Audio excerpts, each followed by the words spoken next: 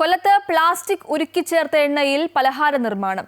കൊല്ലം railway സ്റ്റേഷന് സമീപത്താണ് സംഭവം. സംശയം തോന്നിയ നാട്ടുകാർ വിവരം പോലീസിനെ അറിയിക്കുകയായിരുന്നു. കൊല്ലം റെയിൽവേ സ്റ്റേഷനു സമീപത്തായി പ്രവർത്തിച്ചു വന്നിരുന്ന കടയിലാണ് പലഹാരങ്ങൾ ഉണ്ടാക്കുന്ന എണ്ണപാത്രത്തിൽ പ്ലാസ്റ്റിക് കവറുകൾ കണ്ടത്.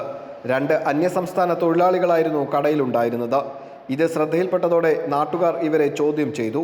സംഭവമറിഞ്ഞ് ആൾക്കാർ കൂടിയതോടെ പ്ലാസ്റ്റിക് കവറുകൾ കിടന്ന് ഉരുകിയ എണ്ണ കടയിലെ തൊഴിലാളികൾ തന്നെ കളയാൻ ശ്രമിച്ചു.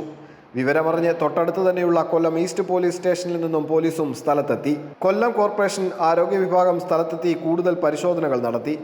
നാട്ടുകാർ സംശയിച്ചിരുന്നതുപോലെ എണ്ണയിൽ പ്ലാസ്റ്റിക് ഉരുക്കി ചേർത്തിരുന്നതായുള്ള തെളിവുകളും സംഭവ സ്ഥലത്തു നിന്നും ലഭിച്ചു. കോർപ്പറേഷന്റെ യാതൊരുവിധ അനുമതിയും കൂടാതെയാണ് കട പ്രവർത്തിച്ചു വന്നിരുന്നതെന്നും കണ്ടെത്തി. നോട്ടീസ് സീഫം ഇഷ്യൂ ചെയ്ത് കട ക്ലോസ് ചെയ്തു. സാധനങ്ങളെല്ലാം പിടിച്ചെടുത്തിട്ടുണ്ട്. അപ്പം ഇത് ഗുരുതരമായ കുറ്റകൃത്യമാണ് ചെയ്തിട്ടുള്ളത്. പ്രോസിക്യൂഷൻ അടക്കമുള്ള നടപടികൾ നേരിടേണ്ടി വരും. കട അടപ്പിക്കുന്നത് മാത്രമല്ല ഇതിൻ്റെ ശക്തമായ നടപടി എന്ന് പറഞ്ഞാൽ വാക്കിലൊതുക്കുകയല്ല, നടപടി സ്വീകരിക്കേണ്ടതായിട്ട് തന്നെ വരും. ലൈസൻസിയുടെ പേര് നൌഷീർ എന്നാണ്. കൊല്ലം റെയിൽവേ സ്റ്റേഷനിലേക്ക് ഉൾപ്പെടെ ഇവിടെ നിന്നും തയ്യാറാക്കിയിരുന്ന എണ്ണ പലഹാരങ്ങൾ വിൽപ്പനയ്ക്കായി കൊണ്ടുപോയിരുന്നു. Railway station, commissioner office, police station, public library, പ്രാർത്ഥനാലയങ്ങൾ എന്നിവയൊക്കെ സ്ഥിതി ചെയ്യുന്ന നഗരത്തിലെ തിരക്കുള്ള ഒരു പ്രദേശം കൂടിയാണിത്. ഇവിടെയാണ് ഇത്തരത്തിൽ അനാരോഗ്യകരമായ രീതിയിൽ ക്യാൻസർ പോലുള്ള മാരക രോഗങ്ങൾക്ക് കാരണമാകുന്ന തരത്തിൽ വളരെ വലിയൊരു കുറ്റം നടന്നു വന്നിരുന്നത്.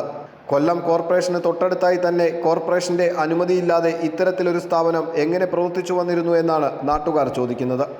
അമൃത ന്യൂസ്, കൊല്ലം.